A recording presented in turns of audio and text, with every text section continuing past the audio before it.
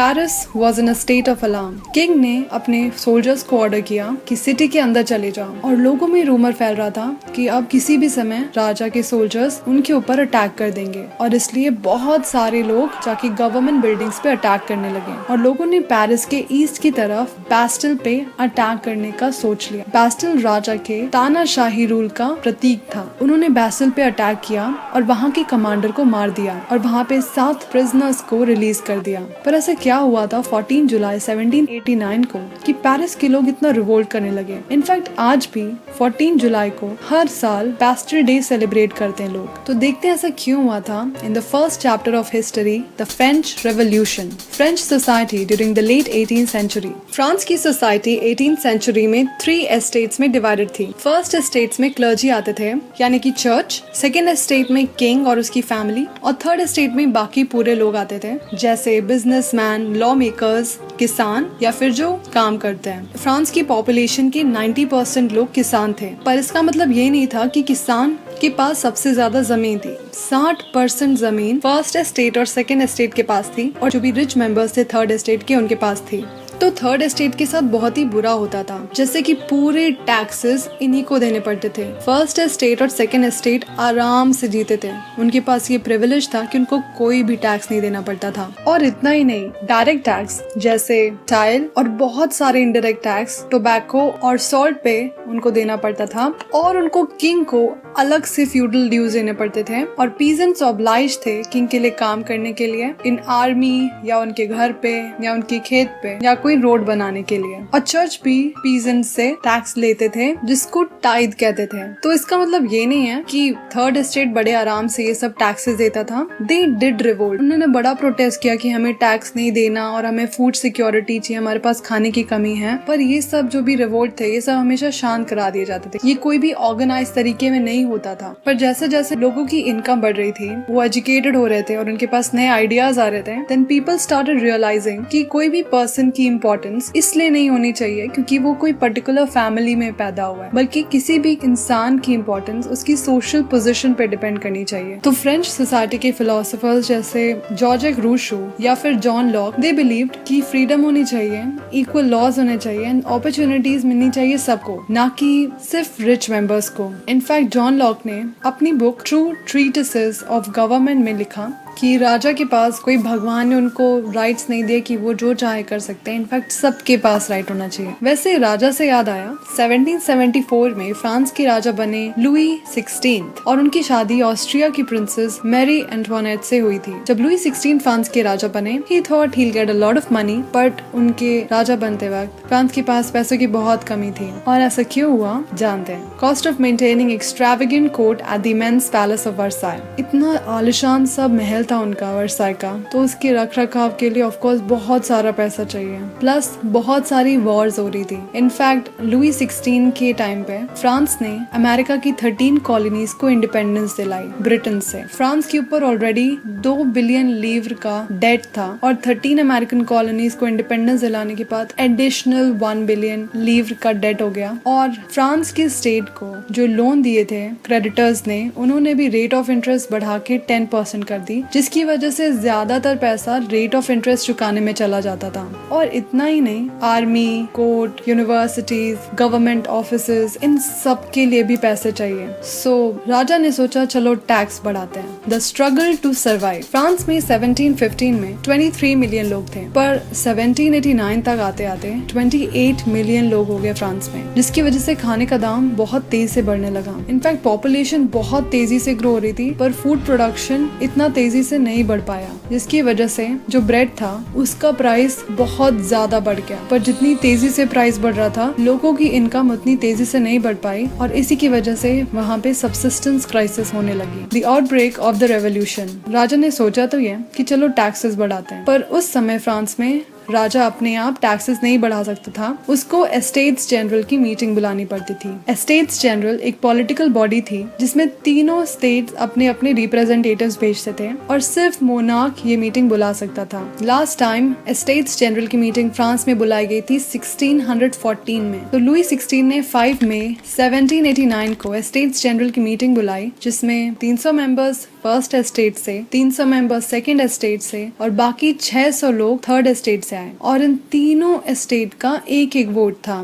जिससे third estate बहुत ही unhappy थे। वो चाहते थे कि हर एक आदमी का एक वोट हो, पर राजा बिल्कुल नहीं चाहता था, जिसकी वजह से थर्ड एस्टेट गुस्से में वहाँ से निकल गए। 20 जून को थर्ड एस्टेट के मेंबर असेंबल हुए एक इंडोर टेनिस हॉल में and they declared themselves national assembly. और उन्होंने बोला कि जब तक हम एक कॉन्स्टिट्यूशन नहीं बना लेते हम यहाँ से नहीं हिलेंगे। और उन्होंने बोला कि इस कॉन्स्टिट्यूशन में हम लोग किंग की पावर लिमिट करेंगे। और ये नेशनल असेंबली लीड कर रहे थे Mirabeau and Emmanuel Joseph Sieyes. तो लोगों के इतने प्रोटेस्ट की वजह से किंग को नेशनल असेंबली को रिकॉग्नाइज करना पड़ा और उन्होंने बोला कि ओके फ्रॉम नाउ ऑन मेरा जो पावर्स है वो कॉन्स्टिट्यूशन चेक करेगा। और फर्स्ट स्टेट से भी बेनिफिट्स छीन लिए गए, जो लोगों को उनको टैक्स देना पड़ता था वो अब खत्म हो गया और जो भी लैंड था उनके पास वो भी कॉन्फिस्केट कर लिया गया। France becomes a constitutional monarchy. तो नेशनल असेंबली ने कॉन्स्टिट्यूशन बना के तैयार कर लिया इन 1791 और इस कॉन्स्टिट्यूशन के अकॉर्डिंग किंग की पावर्स 3 जगह डिवाइड हो गई थी with legislature, executive and judiciary. इस कॉन्स्टिट्यूशन के according law making powers national assembly की थी।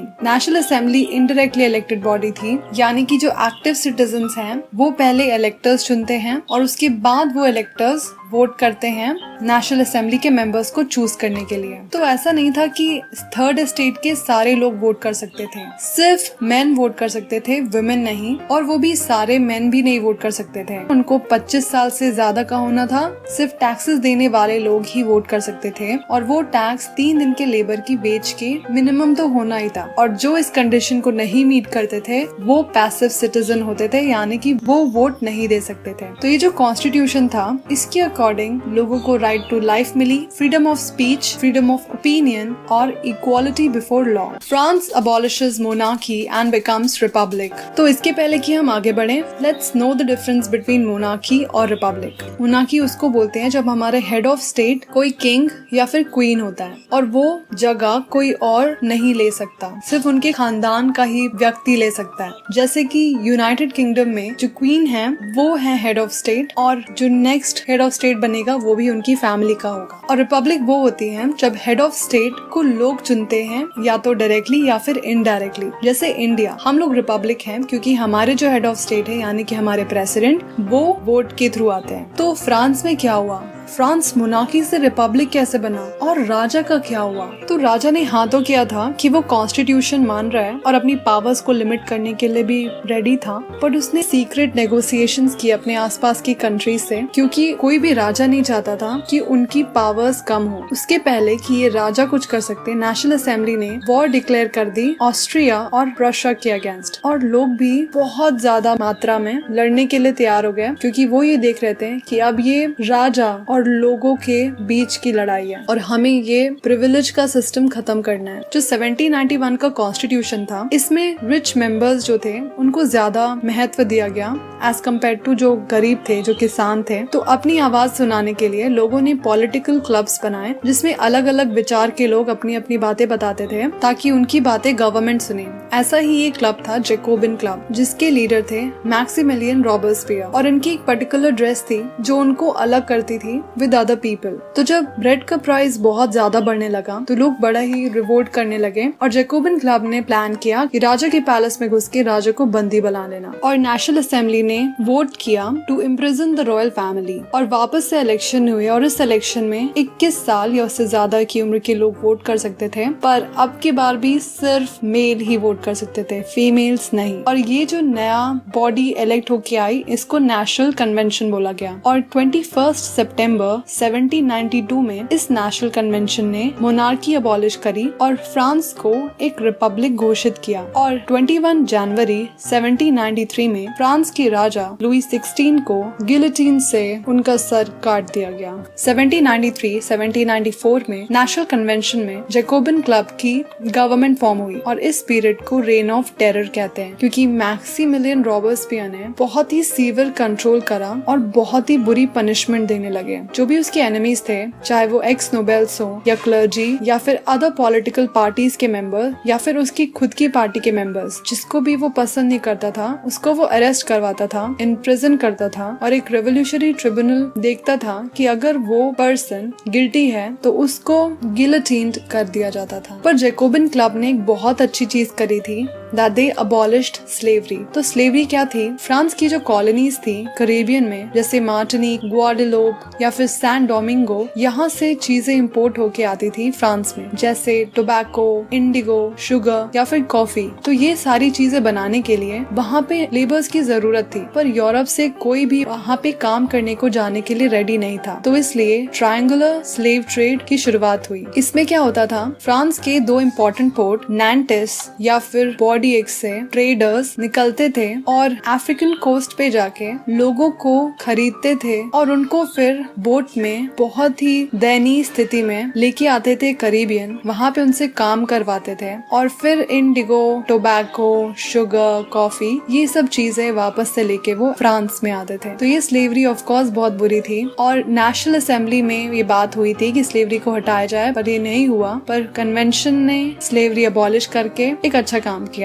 पर क्योंकि मैक्सिमिलियन का overall he was very wicked, वो अपने मन की चलाता था, सो फाइनली कोर्ट ने उसको कॉन्विक्ट कर दिया और फाइनली उसका भी वही फेट हुआ जो ज्यादातर लोगों का फेट था फ्रांस में उस समय, the revolution and everyday life. Old regime में कोई भी बुक, न्यूज़पेपर या प्ले रिलीज होने से पहले किंग के सेंसर्स के पास जाता था और अगर वो अप्रूव करते थे तभी वो रिलीज होने पाता था। पर declaration of the rights of man and citizen के बाद सबको फ्रीडम ऑफ स्पीच और एक्सप्रेशन मिला और इसलिए अब जो भी सेंसरशिप थी वो हट गई और लोग फ्रीली ये सब चीजें पब्लिश कर सकते थे और लोग अपनी बातें गाने, प्लेज या फिर फेस्टिव प्रोसेशंस के थ्रू अपनी बातें दूसरों तक पहुंचाते थे। जब जैकोबिन गवर्नमेंट की फॉल होने लगी तो जो भी रिच मेंबर्स थे सोसाइटी के, उन्होंने पावर्स अपने हाथ में ले ली और फिर वापस से एक नया कॉन्स्टिट्यूशन बनाया और इस कॉन्स्टिट्यूशन के अकॉर्डिंग जिसके पास प्रॉपर्टी होगी वही वोट कर सकते हैं, यानी no property then you don't have any vote. और इस कॉन्स्टिट्यूशन के अकॉर्डिंग दो लेजिस्लेटिव काउंसिल बनाई और इन दोनों लेजिस्लेटिव काउंसिल का काम था मिलकर डायरेक्टरी बनाना, जो कि 5 मेंबर की बॉडी थी। पर लेजिस्लेटिव काउंसिल और डायरेक्टरी में आपस में बहुत लड़ाई होने लगी और जिसका फायदा नेपोलियन बोनापार्ट ने उठाया by becoming the new king of France. 1804 में फ्रांस के राजा बने नेपोलियन बोनापार्ट और इसने बहुत सारे एरिया ऑक्यूपाई किए and he came to be known as moderniser of Europe, क्योंकि उसने बहुत सारे लॉज बनाए for protection of private property और एक uniform system of weights and measures पूरे यूरोप में करने का उसने ट्राई किया। तो लोग पहले तो बहुत ही खुश थे कि नेपोलियन बोनापार्ट ने इतना अच्छा काम किया, but later on when they realised Napoleon तो बहुत ही ज्यादा क्रूअल हो रहा है। बट फाइनली 1815 में इन बैटल ऑफ वाटरलू वो हार गया एंड सो सिर्फ इतना ही आपकी बुक में। If you have any question write it down in the comment section below and if you like the video give it a big thumbs up and thank you so much for subscribing my channel. और अगर आपको ये वीडियो अच्छा लगा तो please subscribe to my channel and thank you for watching. Bye.